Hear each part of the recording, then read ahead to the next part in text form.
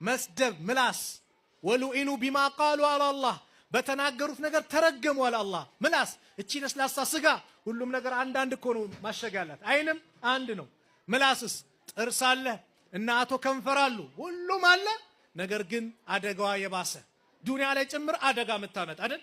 ልኮስ ታረጋለች፣ እሷ ትደበቃለች። ማን ነው የምታስደበድበው?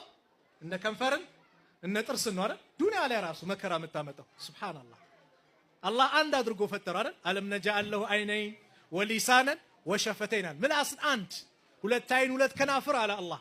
ኒዕማ ነው የተጠቀመበት። ምን የሰራበት? ዚክር ያደረገበት፣ ቁርአን የቀራበት፣ ወንድሞችን ያስታወሰበት፣ መልካም ነገር የተናገረበት ኒዕማ ነው።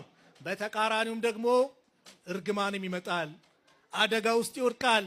በምላሱ ወንድሞችን አዛም ያደርግ ከሆነ የሚያሰቃይ ከሆነ ነገ ከባድ ነው። ስለዚህ ሁላችንም ራሳችን ጠይቅ መጀመሪያ። ፈላ ተዘኩ አንፉሰኩም ሁወ አዕለሙ ቢመን ይተቃ።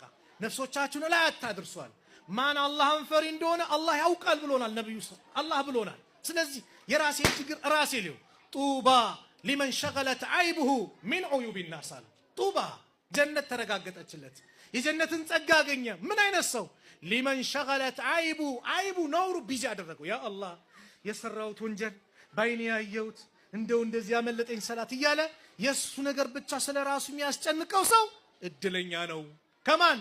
ከሰዎች አይብ ነውር ቢዚ ያደረገው። እኛስ የራሳችን ተሸፍኗል አናየውም።